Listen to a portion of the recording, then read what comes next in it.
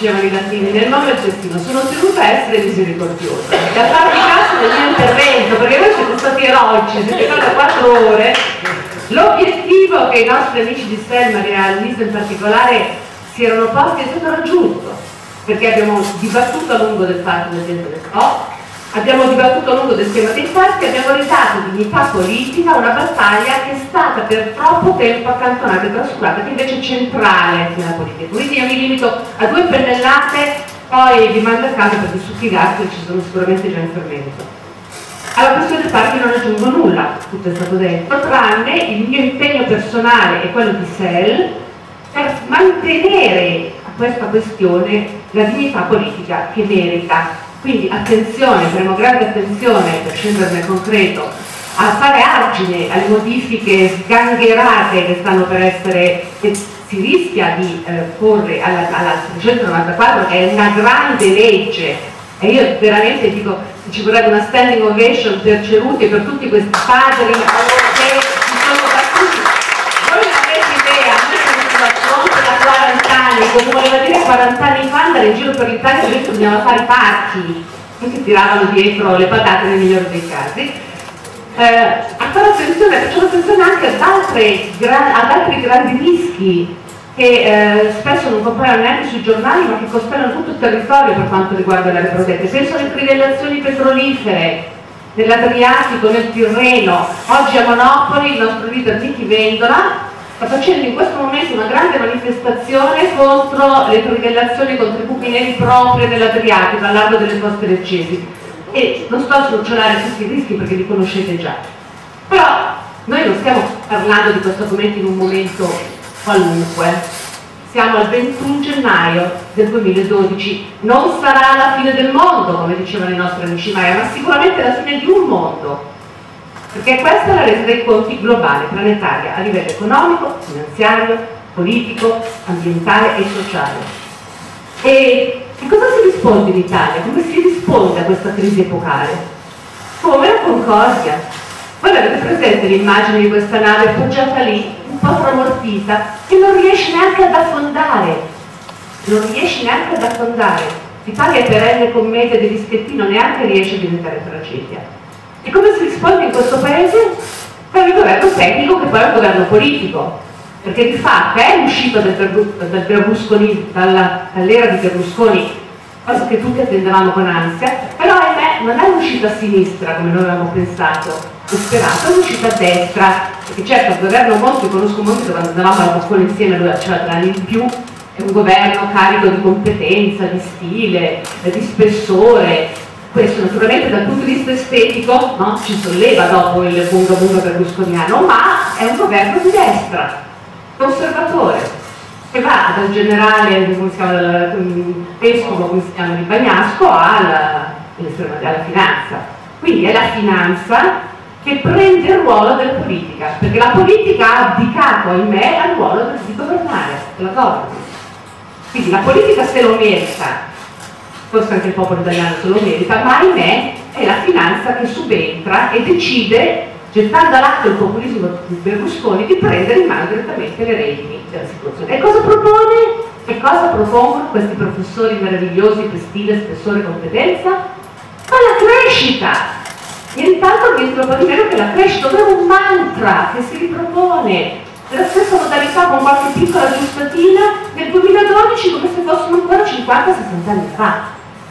Monti, con tutto il rispetto, è vecchio, è obsoleto in questa sua proposta di crescita. E altra parola, diciamo, parolina magica, perché sapete che l'Italia è quella delle paroline magiche, che vanno di moda per un periodo, la sinergia, l'innovazione, adesso la liberalizzazione. Che cosa voglio dire questo? È tutto da vedere, perché una cosa è liberalizzare partendo per esempio dai tassisti, io non ho l'automobile, non prendo i mezzi pubblici, quindi viaggio molto su autobus e taxi, ho sentito anche tutte le ragioni dei tassisti di Roma, magari espresse in maniera un po' folcloristica, un po' eccessiva, però giustamente loro dicono non è affatto detto che la liberalizzazione della nostra categoria porti a un incentivo, a un rilancio dell'economia, a un miglioramento del servizio, della qualità dei servizi, può essere l'opposto, come per esempio è successo negli Stati Uniti. Liberalizzazione a tutto tondo in cui c'è anche qualcosa di buono, pensiamo alla separazione, no, della rete, diciamo SNAM e gas aerei, però nell'insieme è la stessa ricetta di sempre e quindi è una ricetta che tende a perpetuare un modello di sviluppo insostenibile a livello ambientale e sociale e anche politico e democratico, questo l'ha detto qualcuno prima, perché si traduce poi in un deficit di democrazia. Nel momento in cui il potere, quello hard, quello vero, lascia i luoghi della rappresentanza, i parlamenti e i governi, per andare a situarsi in costellazioni difficili da individuare, nebulose, che sono quelle delle grandi istituzioni finanziarie e delle grandi multinazionali, voi capite bene che la democrazia si sciupa, naspa, cade. Le stanze dei bottoni non ci sono più. Guardate, quando io sono entrata in politica 11 anni fa, e sono entrata per amore di madre terra, animali, piante e bambini fino a 11 anni, sopra siamo tutti responsabili e forse ci mettiamo quanto c'è. Quando sono entrata nella stanza dei bottoni ho notato una cosa: i bottoni non c'erano, erano molto meno di quelli che mi aspettassi. Perché? Perché ogni decisione politica ormai è talmente condizionata da queste nebulose finanziarie ed economiche, ma soprattutto finanziarie, che stanno da qualche parte non si sa dove, e il ruolo di governance della politica è svuotato, ridotto al minimo. Ed è questa la cattiva politica, ed è quello che noi vogliamo fare qui nel lavoro di Sinistra Ecologia e Libertà, è esattamente invece ribaltare la situazione e ridare spazio alla buona politica. Perché la gente adesso ha ragione, ce l'ha con la casta a morte, mettendo tutti nello stesso paniere, ma noi dobbiamo con forza rilanciare il ruolo della buona politica. È cosa diversa dalla politica attuale. Come? La risposta è facendo la differenza. Per venire all'Italia, facendo la differenza nel centro-sinistra, affinché il centro-sinistra faccia la differenza rispetto al centro-destra. Perché, e lo dico dopo aver visitato il territorio italiano da 40 anni, quando tu vedi in tutti i territori che il centro-sinistra fa una politica pericolosamente simile a quella del centro-destra, vedi consumo del territorio, vedi trattamento dei parchi, poi voi vi stupite se la gente invece del facsimile vota l'originale e quindi vota direttamente a destra. Non c'è da stupirsi, quindi il centro-sinistra deve ritrovare la capacità di essere differente e diverso, e quindi basta con questa adesione prona al mercatismo. Ormai sia da parte del PD che del PDL, tutti quanti, l'unico mantra è: dobbiamo dare una risposta ai mercati. Scusate, ai cittadini? Qualcuno la vuole dare una risposta ai cittadini? Perché i mercati sono uno strumento per il benessere dei cittadini. Qui tocca essere la Palissiani ogni volta, ricominciare da zero a spiegare le cose in maniera pedagogica. Allora noi dobbiamo fare questa differenza. Come?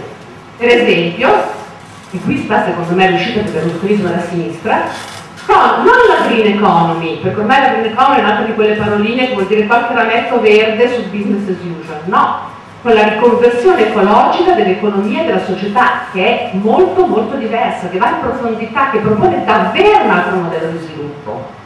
Un altro modello di sviluppo che mette insieme economia ed ecologia,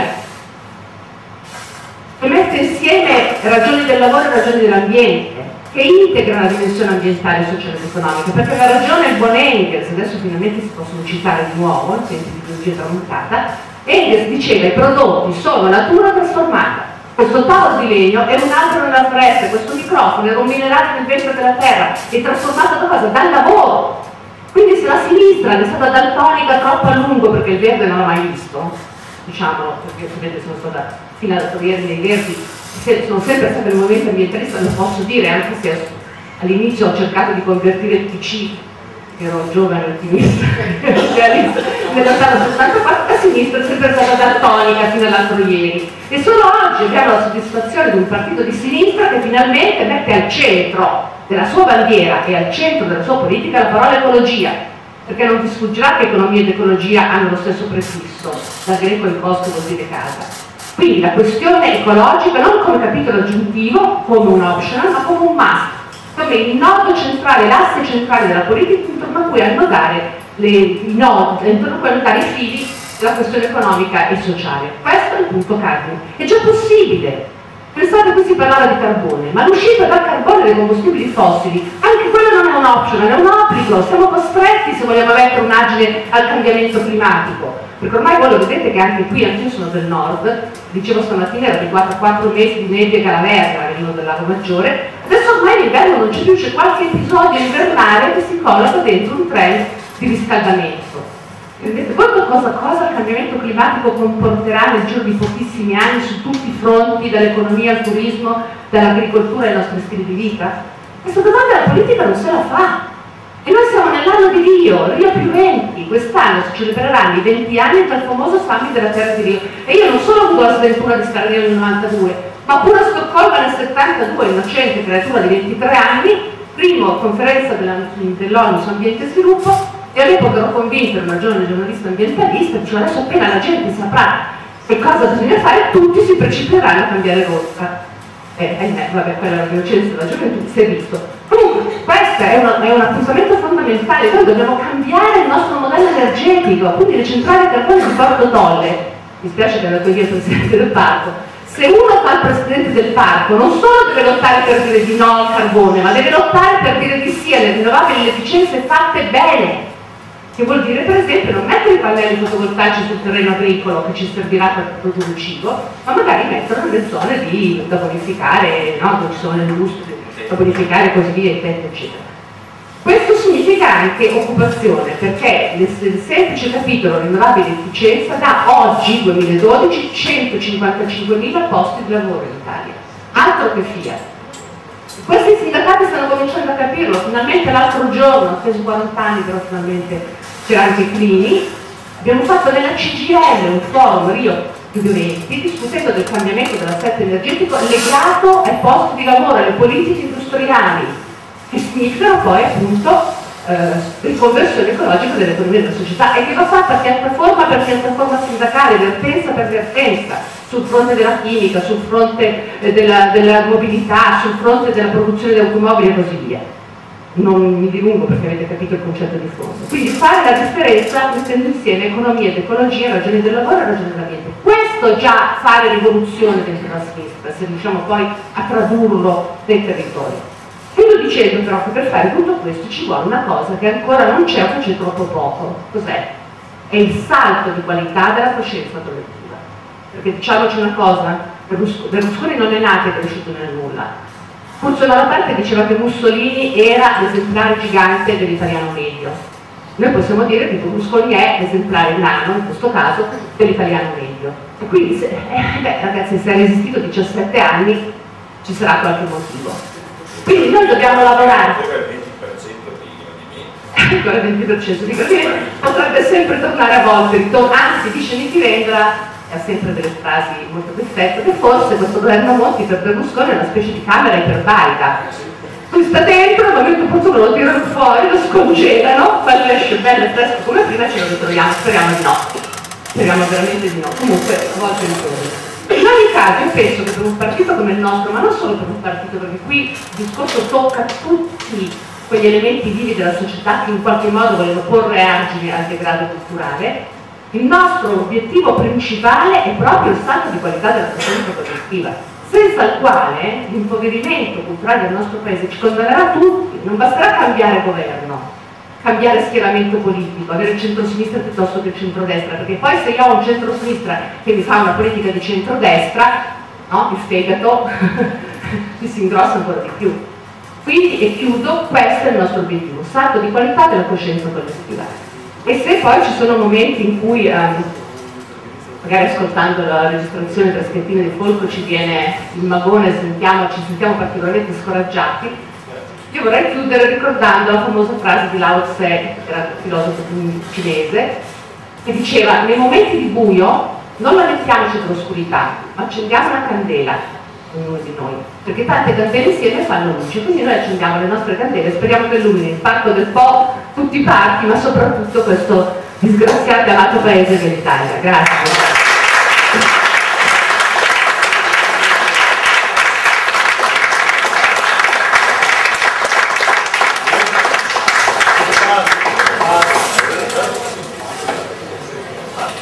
Grazie, grazie e grazie a tutti voi di essere rimasti fino alla fine.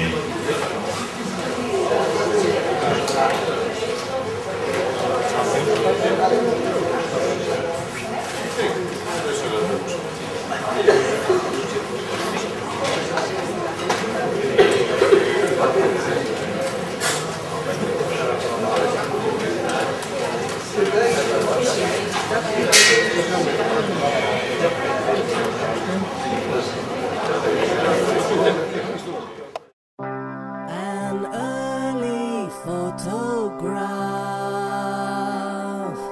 of a young brave with a confident grin, who is celebrating his first defeat by clutching at hair cut from his skull, a pigtail.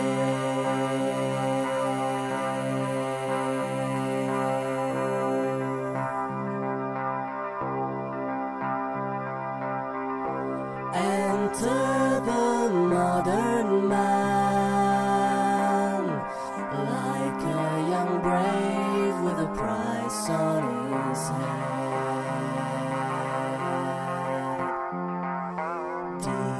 Delilah says, Samson, stick these up yours. The symbol